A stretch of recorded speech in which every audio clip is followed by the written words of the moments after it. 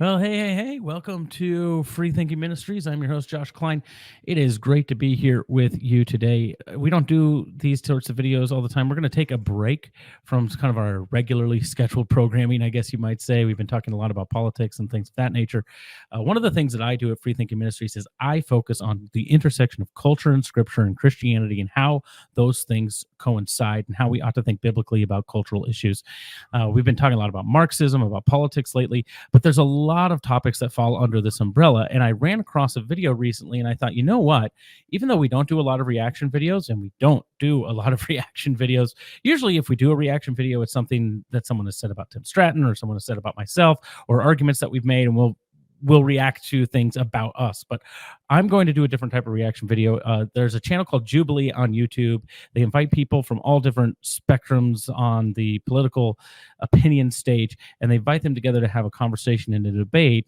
And I recently ran across one with Charlie Kirk. Now, if you follow me on Twitter, or X, I guess, you might know that I'm not a huge, I'm fine with Charlie Kirk. I'm not a huge fan. I don't talk a lot about him. I don't tweet stuff about him. I've also talked about how I disagree with some of his positions on some things, or at least some of the way he states his positions on some things as far as Christianity and politics goes. But I will say this. In this Jubilee program that we're going to look at, and we're not going to look at the whole hour long. I'm going to focus primarily on the first section because it's the one that I'm most interested in. Let me know in the comments. If you would be interested in me dissecting the entire debate. It's about an hour long, so maybe it would take 2 or 3 videos to do. Let me know if that would be an interesting thing to you, because I definitely do it, but I'm going to focus on the first part. So I'm going to frame this up. So what happens here, and actually let me share my screen so we can all see what's going on. So this is a channel called Jubilee, and let's do this one. There we go. There's a channel called Jubilee, and what actually happens here is that Charlie Kirk is invited, and he's surrounded by, I don't know how many there are. I don't remember if it was 20 or whatever, but he's surrounded by a bunch of what they call woke college students, and they give them 20 minutes to debate different topics, and their claims that Charlie is making, and then they are invited to come and debate with him.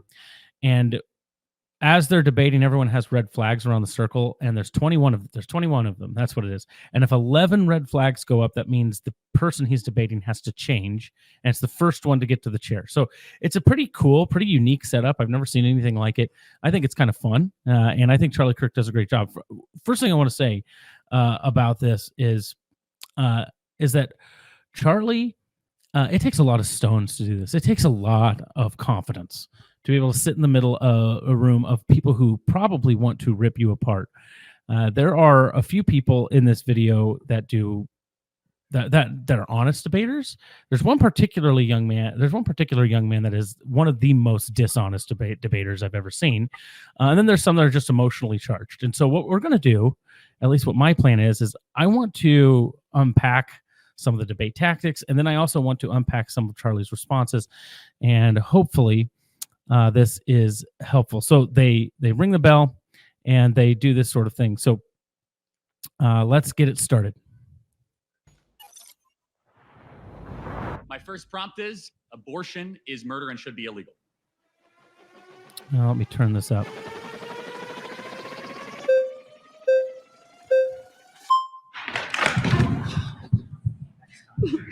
All right. Can I maybe go?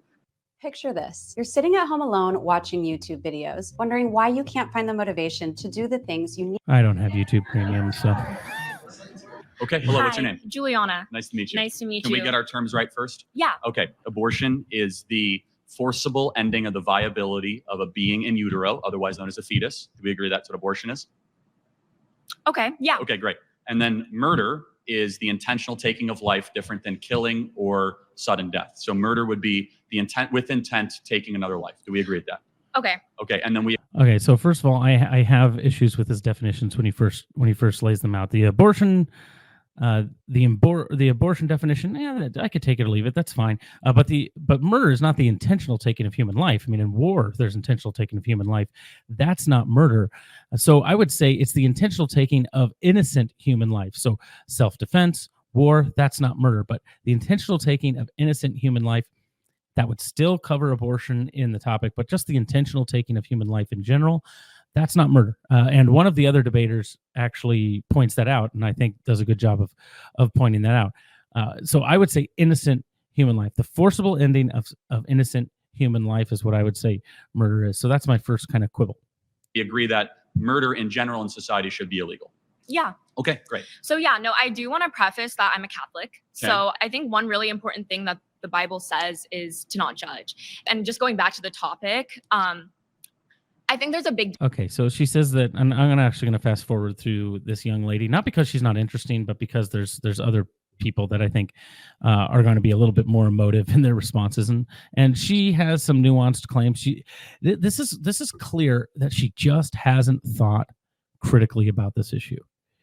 She hasn't thought critically about this issue because she's Catholic, but she makes some claims that are clearly not Catholic claims. And so hopefully someone can get in her ear. Hopefully some of the arguments that Charlie makes her think. But I am going to actually fast forward a little bit to this next lady. Here, because she and Charlie, there's been kind of a tweet storm about this particular exchange. In fact, some people saying that she ate Charlie up, and I'm going to explain exactly why she didn't, but also why some of Charlie's responses were not as knockdown, drag out as they could have been. So let's take a look. Okay, what's your name? Naima. Nice to meet you. Okay, can I just ask, at how many weeks do you think that a fetus is viable? Well, viability and moral worth are two different things. No, but I'm asking you, at how many weeks do you think at about a fetus 20 is viable? weeks, a baby can survive outside of utero. So it's actually 24 to 26 Well, it's weeks? 20. The youngest ever in a NICU unit actually happened in San Diego, not far from here, and survived at 20 weeks. Okay, so under Roe v. Wade, 93% of abortions happened in the first 13 weeks of pregnancy.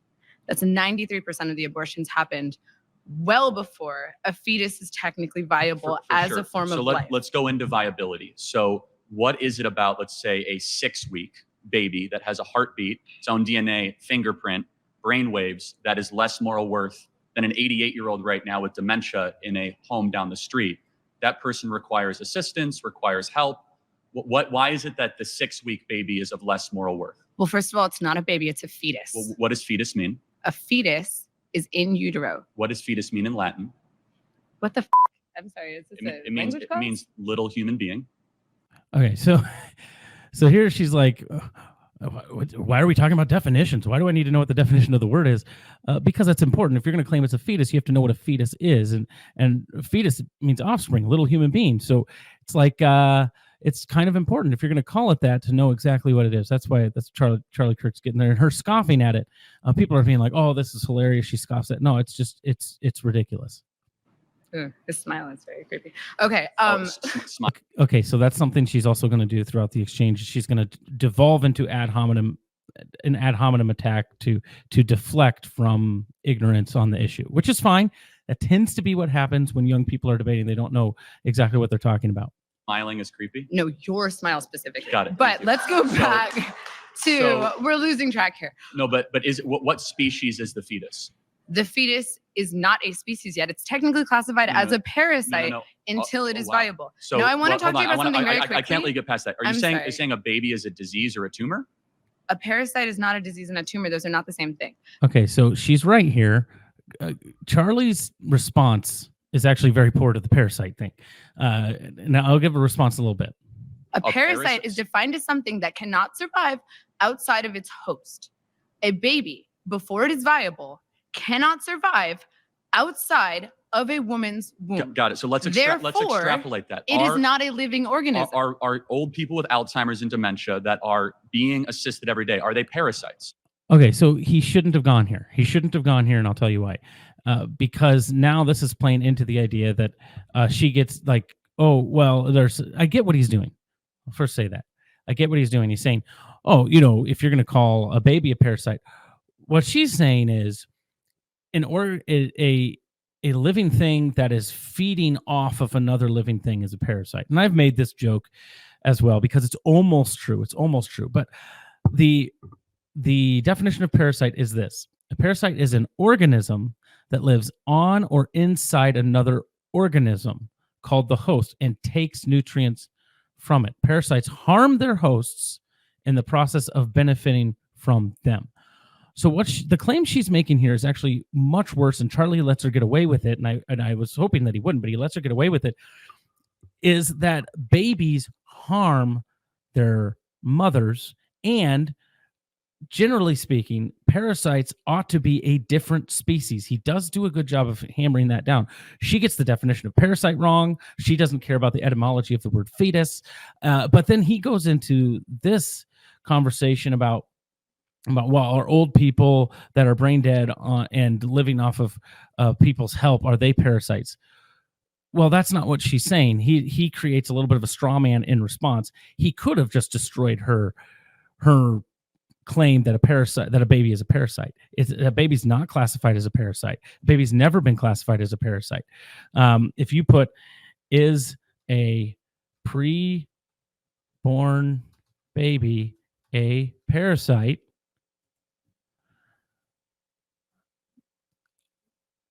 the answer is no.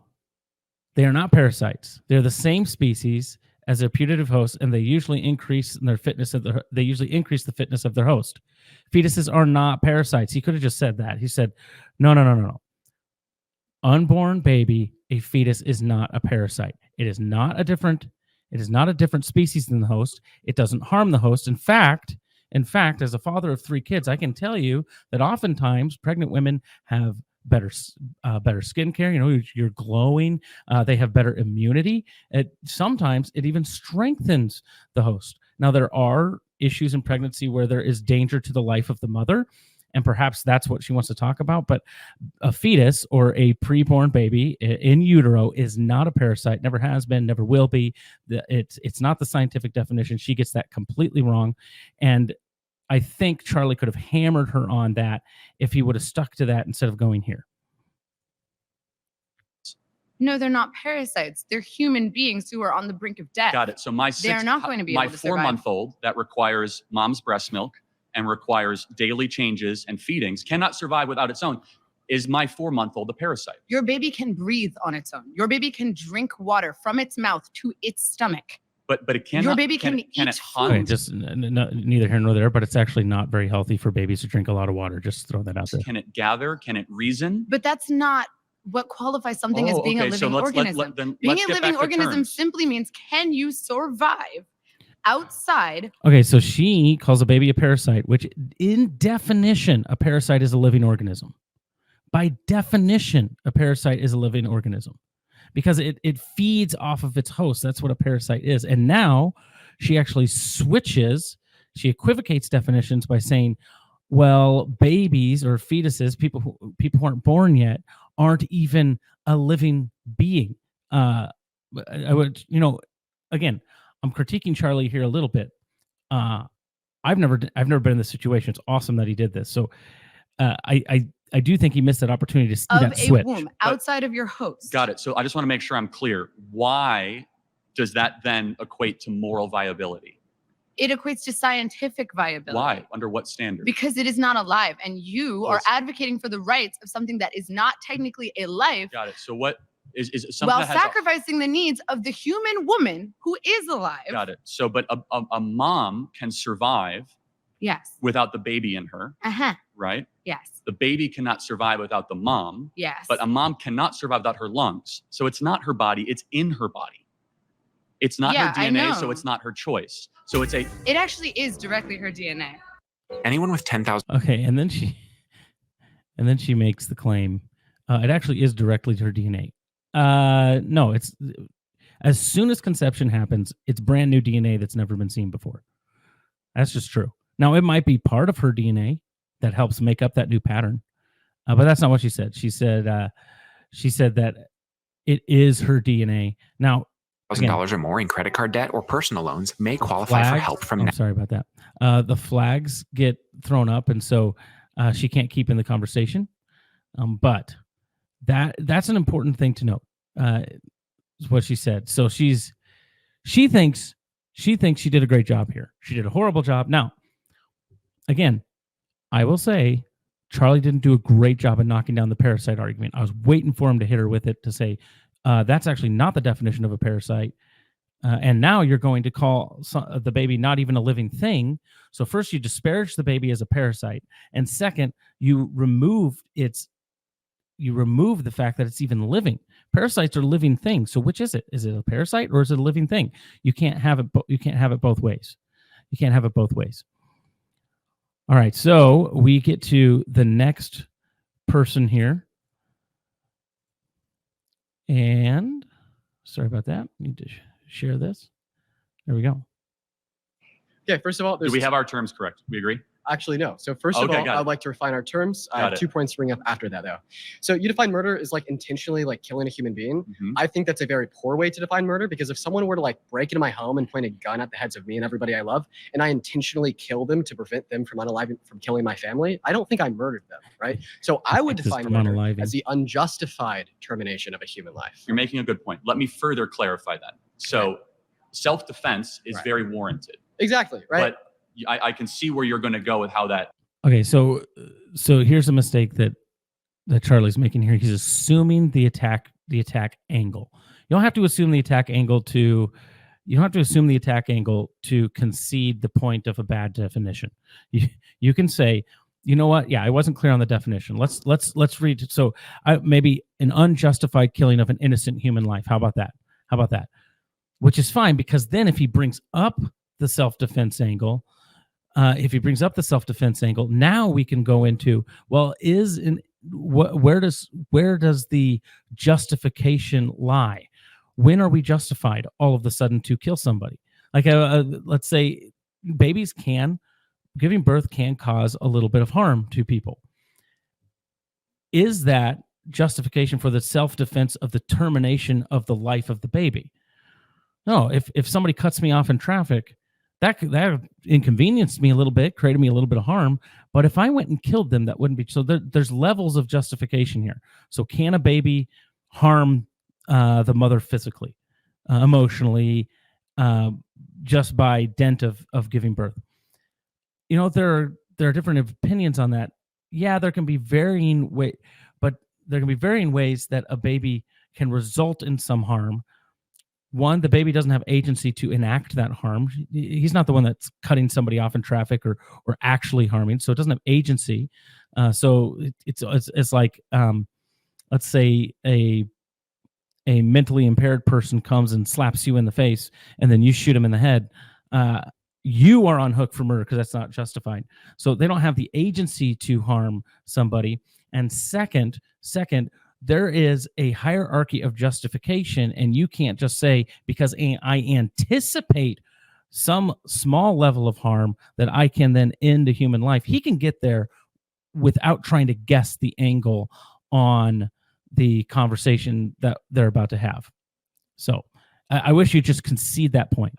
Has to go with abortion, but we can go down that journey in a second. Yeah, so I mean, like, I kind of do want to give you my argument insofar as why I'm pro-choice, why I think it's justified. But first, I think that, your position is quite absurd, right? Because you're saying that it is murder to kill a human being, right, at any point in development, especially when it's in the mother's womb. My question to you would be... Not especially. He said all murder. It's not extra murder. It's just all murder. So he says especially. It's not accurate. Well, does this make women with IUDs murderers? Because it is the case that in some scenarios, an IUD will allow for conception to occur, meaning there's a unique human life there, but it will prevent its implantation, intentionally killing it. Well, no, preventing implantation is not necessarily the same thing as terminating a fertilized egg. For example, if you take Plan B, it's not the same thing. Preventing the production of progesterone is not the same thing as terminating a being that has been fertilized. You do not know for a fact that the egg has been fertilized. You do not know that when you have an IUD. Okay, yeah, so preventing a fertilization or implantation to the uterine lining is killing a conceived zygote. So what happens? A sperm goes into the egg, right? The egg becomes fertilized. It's a conceived zygote. In some cases, it will prevent the implantation of the conceived zygote, killing the conceived zygote. In some cases, correct. So this is probably one of the better objections that's brought up. Charlie handles it okay. We'll get into a little bit more here. So there is actually an argument that could be made that life begins at implantation and not at conception, or not at fertilization. And if that's the case, then things like IVF and stuff like that are okay. I don't necessarily buy that, but I do think Charlie is wading into dangerous waters when he says, well, they're not necessarily the same. The Catholic is sitting there going, this is why we're saying, hey, we don't do contraception. But Charlie is right in making the declaration that it is a difference in kind. Knowingly choosing to recognize that you were pregnant and terminate the pregnancy by killing the baby because you knew that the implantation had occurred is a difference in kind from preventing that implantation in the first place, even though you don't know if it ever would have occurred. So it's like, it is a difference in kind. So we can talk of what I would have loved to see here is, well, we can talk about IVF if you want. It's not classified as abortion. That's not the argument that I'm making. Let's stick to the topic of abortion specifically. This is a red herring. IVF is, and I think he's falling into it because it's abortion adjacent, but it actually is not the same as abortion. Let's move on. So what do you say in some cases women with IUDs are murderers? Of course not. They're not murderers. We do not know for a case. That's like saying that. So what's the difference between an IUD killing a conceived zygote and like a mother going to Planned Parenthood and killing the fetus in her womb? Well, so you're asking two separate things. If they knew for certain, to be more clear, that I have a fertilized egg and I'm going to take a drug to prevent that fertilized egg from attaching to their uterine wall, then yes, that is an act of killing or murder, of course. Okay, so do you think all murderers should go to jail? Do I think all murderers should go to jail? I mean, on third degree murder. However, no, I don't think women that got abortions or had IUDs should go to jail So you can tell Charlie is trying to be as quick as possible here. So he says, however, on third degree murder, he's like, you don't understand. There's varying degrees of murder here. So people who are being deceived into committing murder are held differently liable according to the law than somebody who is knowingly committing murder, right? And so this is kind of where Kirk is going here. I think that they have been deceived by mass culture and mass propaganda. Secondly, the people who should go to jail are the abortionists, who are the ones that have been putting the abortion pill, the ones that have been doing procedures, the ones that have been going into the third trimester and breaking babies' backs and inserting them with syringes while the babies are crying and suffocating, being born alive, and then being dead on the operating table. Okay. That is who should go to jail. Oh. That was actually the best point somebody made.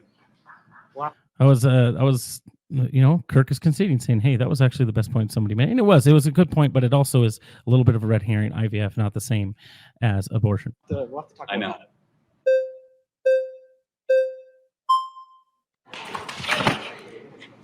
Okay, whenever I'm talking about this discussion, I always go to the question of what about in the case of the mother when her life is in danger? Because I'm a big believer. I don't know. I'm still iffy on if I think it's or if it's murder or not. But even so, I mean, I don't want to say murder is justified. Guys, wait, let me just get this one point and then you can vote me out. Give me 1 second.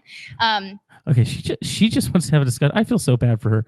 She legitimately just wants to have a discussion, and people are trying to vote her out right away when she's like, well, I'm not completely all the way 100% convinced pro-choice and pro-abortion is the way to go. They're like, oh, no, we can't have her up there. And they're instantly raising their flags. She said, no, please, I just want to have a little bit of a conversation. Say the mother gets pregnant, and she knows that if she gives birth, she's going to die. She has some kind of health complication. Then what do you do in that case? Section. I don't know what that means. It's a C-section. They do an insert. Guys, wait, hold on. Just give me 1 second. You know what? I really like her. I think it takes so much humility to say, yeah, I don't know what that word means. Like she comes up and she goes, I'm not sure. She is epistemically open. She is open to being taught and convinced. She did not come in. She came in with an idea, but she wasn't sure it was right. She's showing some epistemic humility here. They go right below the belly button, and they deliver the baby. And after she doesn't have to give birth, it's technically birth, but it's much safer. I'm stopping it a lot, but people don't like the epistemic humility. They don't. I mean, just take a look at this. As soon as she was like, well, I don't know what a cesarean section is, everyone's like, oh, raise a flag. They don't want her to keep going. So that's actually safer than an abortion procedure. Sorry, Lily. This is how AI optimizes my schedule. Sorry, I got canceled. Too poor to have YouTube we Premium. Didn't really want to go. If you want to help fund YouTube Premium, Give money to FreeThinking Ministries. We get YouTube premium. Anyway, here we go. Hello, how are you? Hi. What's your name? Deedon. Nice to meet you.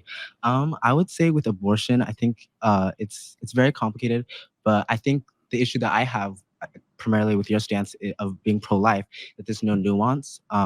There's women who are being forced to travel hundreds of miles to access abortion care, even in cases of rape in certain states that they're not giving any sort of allowance for that. And I think, you know, a lot of people who are pro-life. So he says there's no nuance, and he's like, because people have to travel a long ways. Okay, no, that has nothing to do with nuance. It's like, that's state laws, man. It's not nuance. They say that they're pro-life, but I feel like they're really pro-birth, because with firearms, the United States has some of the highest firearm deaths out of OECD nations, right? And we can acknowledge that that's for children who are actually living and breathing. So I feel like abortion, well, yeah, it is. I can definitely see your point. I just think that it should be allowed in some sort. I want to say he's obviously very nervous when he gets up here to talk to Charlie, and I feel for him because that's a difficult position to be in. Charlie's sitting there listening, and he's going, "I'm not sure I'm making good points." Yeah. Great. I'm happy to get into the gun violence stuff later, but I want to really stay focused on abortion. Right. You can see it. Okay, so this is a mistake in my opinion. I'm sorry, Charlie. I don't mean to. Again, I think he handled himself really well, but I wouldn't even ignore this. He's right. You usually in a debate, you want to go back to the topic at hand when somebody brings up an adjacent issue. But here, I think you have an opportunity to explain why there's not a nuance. So when he says, "Oh, well, but you're pro guns," I think one of the things that Charlie could say is, "Okay, what is a gun designed to do?" And he says, "Well, it's shoot and kill, but what can it be used for? Self-defense, war. Yeah, a gun is a tool. This is like saying we should just pro-life people should just be against all tools of death. Okay, well then that would be knives and all sorts of things. In fact, hey, let's outlaw forceps because they're used in some abortions, but they're used in some other cases too that are good. But an abortion there's no abortion that saves a life. It always is an intentional taking of a life. So while guns can be used for murder, that is not their core intent. That is not their core intent. Abortion's core intent is to take life. You could go there. Again, I'm not saying, actually, I said there was a mistake.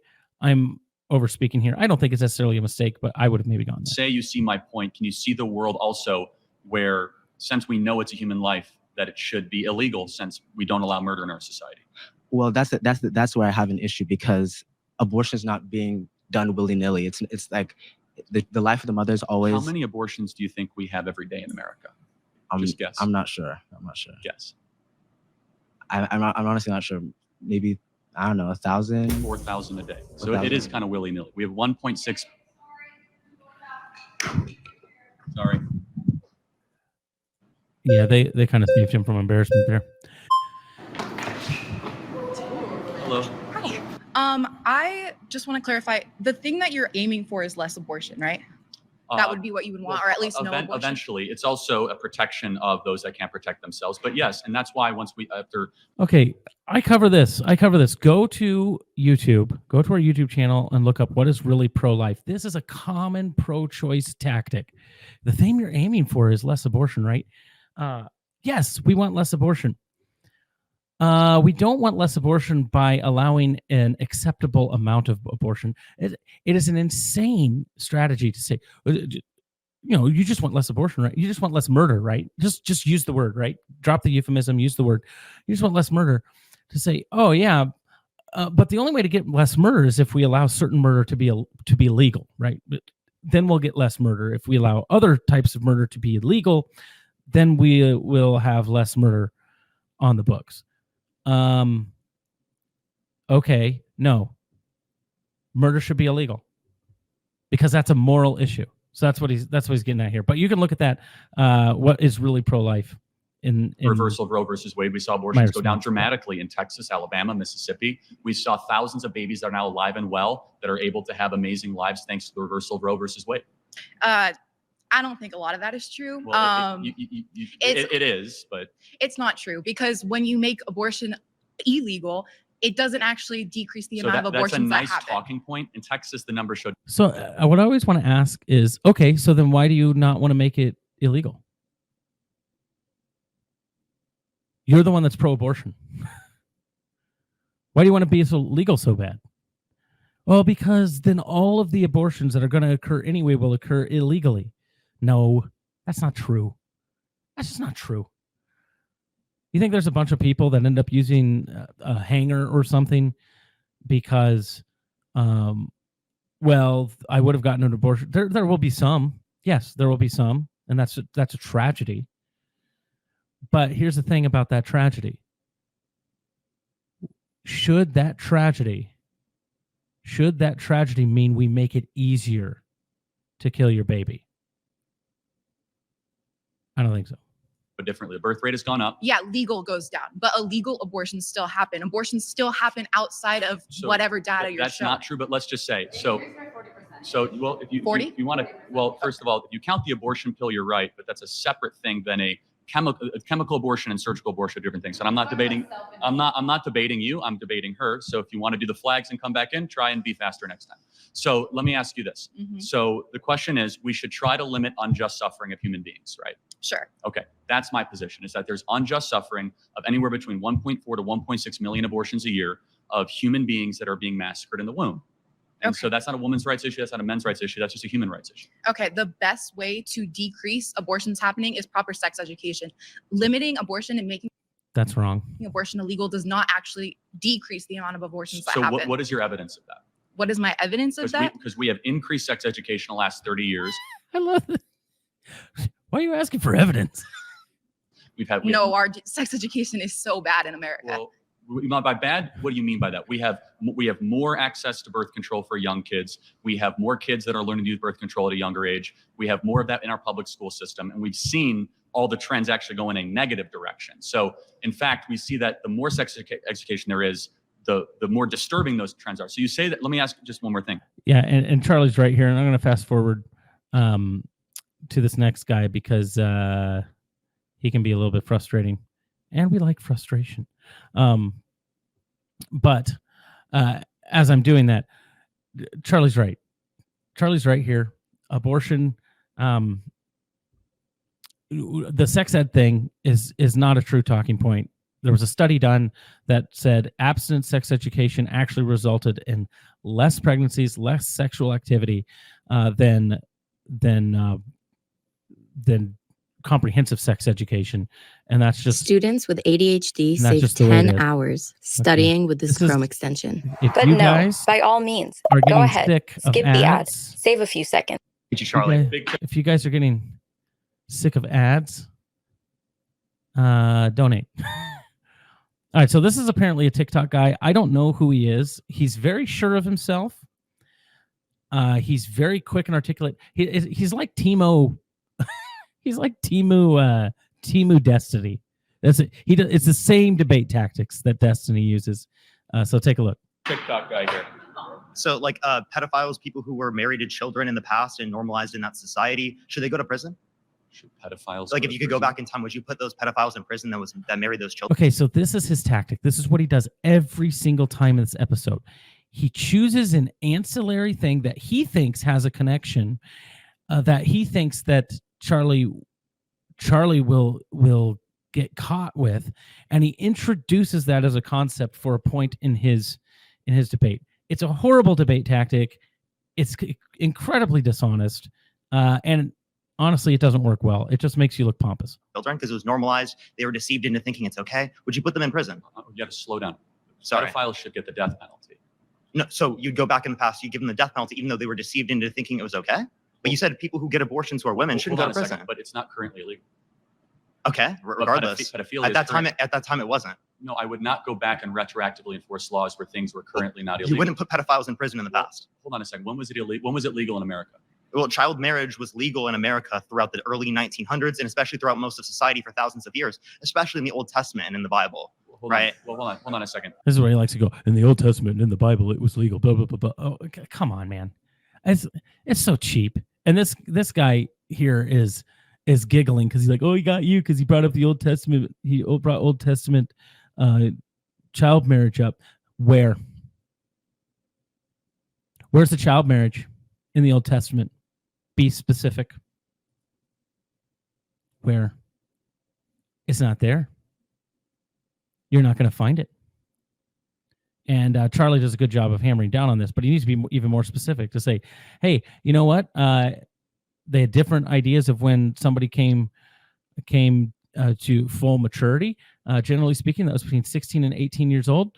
As Western society has grown, we've risen the age to 18. Some places have had 16. But when you think pedophilia, you're not thinking 16-year-olds marrying other 16-year-olds or 18-year-olds, are you? Being married off for financial reasons, political reasons, whatever. You're not thinking that. You're thinking like a 50-year-old Muhammad marrying 6-year-old Aisha, right? That's pedophilia. And that didn't happen. Some people will say, especially Muslims will say that, I think that they say Rachel was 3, and no, she wasn't. She drew water for him. She was much older than that. So she wasn't 3. So no, this is just, again, it's just, he is just trying to get under Charlie's skin. So where is the Levitical law that allows you to marry a child? Oh, yeah. Can you name the verse? Well, I can't name the verse, but the particular conditions that are listed in the Bible are that you have to be physical maturity and emotional maturity, which is extremely vague and throughout society has been seen to be met at puberty. There is not. It was kind of specific. It wasn't entirely vague. It was at the consummation of, not at puberty. Remember, puberty goes through stages, and it's at the latter stage of puberty. That's the way Judaism worked. That's the way Christianity worked, and they phased it out over time. So what he's doing here is a giant red herring. Now he's going to say a reductio ad absurdum, well, which is just, no, that's not what he's doing. It's not what he's doing. So I don't know who this kid is. Okay, so when is the age of consent under your view? Let's go back to, well, generally agreed upon it's 18 years old. But let me ask you. But you, because you don't go based on what's generally agreed. You go based on the Bible. I say 18 years old. But let me ask you a question. Where's that in the Bible? When does life begin? Conception.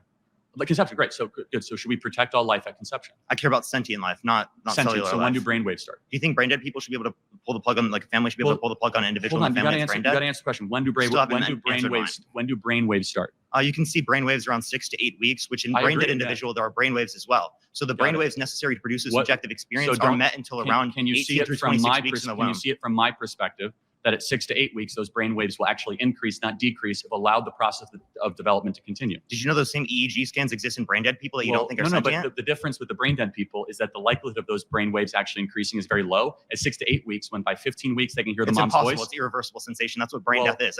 Hold on, didn't know that. But no, it's not coma. But you're doing a red herring. It's not a red herring. He just totally owned himself.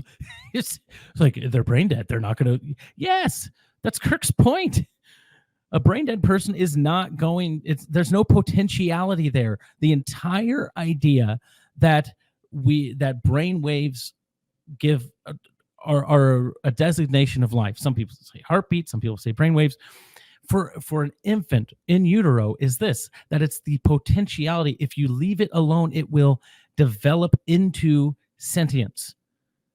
A brain dead person, God forbid anybody you know is brain dead, has that sentience ceased because there's no more potentiality there.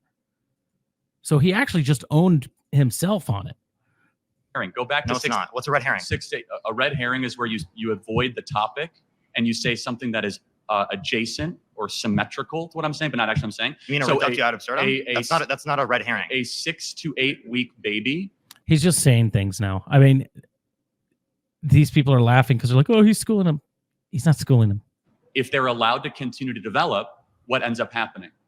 At a certain point, it will become a sentient being in the future. The same way that if I keep engaging in sex with my girlfriend, there'll be a baby in the future. Yet I don't care about the unless sperm. you're infertile, which we don't know. But let's see the process. Okay, the potential of conception is different than the potential of developing to sentience. It's a difference in kind. Again, this is what he does. This is he speaks fast. That's why I call it like Temu Destiny.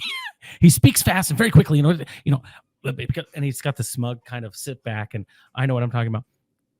But all of this, if he was talking to somebody and was given time, and I'm sure Charlie Kirk probably could have done this too, they could have torn everything down into various fallacies that he's going to commit here logically. Of development, right?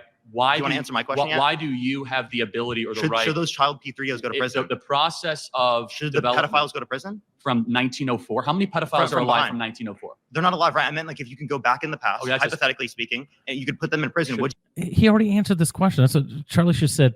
Look, I answered this question. It has nothing to do with what I'm saying right now. I've said I'm not going to retroactively enforce laws in the past of people that were deceived, just like I won't currently enforce legal ramifications for people that are deceived now. But yeah, if somebody was selling kids into slavery back then, into sex slavery, and knowing that's what they're doing, even though other people were deceived, yeah, they should go to jail. These doctors know what they're doing. They know it. Would you put them in prison? I would have killed them myself if I was alive. Okay, so then you don't apply it based upon what people are deceived to believe. You apply it based upon what you consider to be moral. So the women who had abortions, you think they should go to prison. So why should women who get abortions go to prison, but someone like my mom who told me that Santa Claus exists shouldn't go to prison because they're both sins? Constructive debate if you keep on talking over me. Well, I was finishing my statement. You were talking over me. Go for it. Let me ask you a very simple question. Do you think it would be a good thing if we had less abortions in America? It depends on the context. Like, are the abortions prior to sentience? Yes, because I think all abortions. No, it would not be necessarily better unless it is the case that the abortion? People didn't want the abortions and it would be negatively impactful to their health medically speaking. Are you against late-term abortion? After sentience, yes. Okay, so you believe in an 8-week abortion ban? Yeah. No, I don't. Sorry, I believe in an abortion ban after 18 through 26 weeks. Okay, that's a more reasonable position. I have to give you credit for that. Yeah, so what he's doing here is he's just parroting the current 50% of people believe this. It's the average take. He actually doesn't have a reason to think this. A baby between 18 and 26 weeks, to his definition, to be able to reason, to think, to move, is not sentient. I mean, this is the same argument Peter Singer makes, that you should be able to kill kids up till they're toddlers, basically, because they're not sentient. But he can't take it there because, he's just talking about what the majority of uninformed Americans on abortion believe. It's similar to Trump's 15 weeks. Yeah. So why do you think that most people don't share your view on that? Well, people just don't really know what sentience is. There's not a lot of conversation about abortion, and these conversations are very difficult. Like they're conceptually hard to go through, and I understand why a lot of people don't understand for sure. their positions on it. So but I think people you are where most you're cutting me off. Americans I thought we weren't cutting people off. I was actually complimenting you. All right, more ads, guys. It's exciting. All right, we'll do a few more here. Again, let me know in the comments if you think that I should do the rest of this video. I think there's only a few more minutes. I do want to get to this young lady because there's a lot of vitriol and anger that's happening in this response, and this is an appeal to emotion. Almost entirely, she's going to appeal to emotion here. So let's check it out. I see you. So I just have one question. There's in any case, you don't think there's any case where abortion should be legal? There's a very, very rare couple cases. Okay, so you do. Okay, so I think Charlie, in my opinion, could have flipped this around, and I get why he didn't. I do. So this isn't necessarily a critique of Charlie, but he could have flipped this around and said, hey, we can talk about the exceptions if you want, but let's just agree right now that 99% of abortions are not the exceptions. So are you willing to say that if rape, incest, those things aren't occurring, that all other abortions should be illegal? Because if you're willing to agree on that, let's have this debate. I think this is a great debate to have with the rape and the incest and things like that. If you're willing to agree on that, then let's have this debate.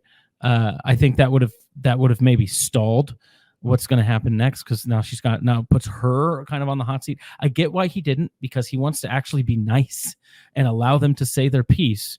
But because of the way she treats him here, I think maybe he regrets it a little bit, where he didn't push back pretty stronger on this opening. Do you think that a couple cases it is legal? If cesarean section is not going to save the mother's life, and the mother's life is actually at risk, which is debated amongst growing numbers of OBGYNs, okay, that is the only case where abortion should be Do you allowed. Think there but people say that it is a growing consensus in the pro-life world that abortion is never medically necessary. Okay. So if you had a daughter and she was 10 and she got raped, and she was going to give birth and she would, and she was going to give birth and she was going to live. Would you want her to go through that and carry her baby? That's awfully graphic. But it's a real life scenario that happens to many people. The answer is yes, the baby would be delivered. Oh, okay, great. So that's insane. But let me tell you why. Why is that insane? First of all, we'll get into it in a little bit. But first of all, generally speaking, it is not safe for a young woman to actually carry a baby to term. So she would maybe have to have a cesarean section. In some cases, in these extreme circumstances, a 10-year-old child, the abortion is medically necessary to save the life of the child of the child that's been impregnated. If that's not the case, then yes, the baby should be delivered. Charlie's 100% accurate here. I used to believe in exceptions, and then I recognized that if it's a human life, if it's really a human person, a human being, then the only ethically consistent position to hold is that, yes, even babies conceived in rape and incest ought to be given the opportunity to live.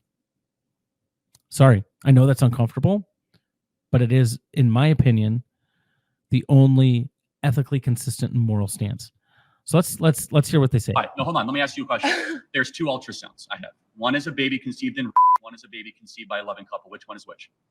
Your daughter was probably hopefully conceived by a somewhat loving couple. Conceived by rape? Tell me which one was conceived by rape. You don't know. Exactly, because it's all human rights but and it's all human beings. But that doesn't matter. It's about your daughter who has to give. Okay, it doesn't matter. I know multiple people of multiple people that were conceived in rape, and she's saying they don't matter. That's what she's saying here. Make no mistake. She is saying that any person that was conceived in rape or incest, they don't matter.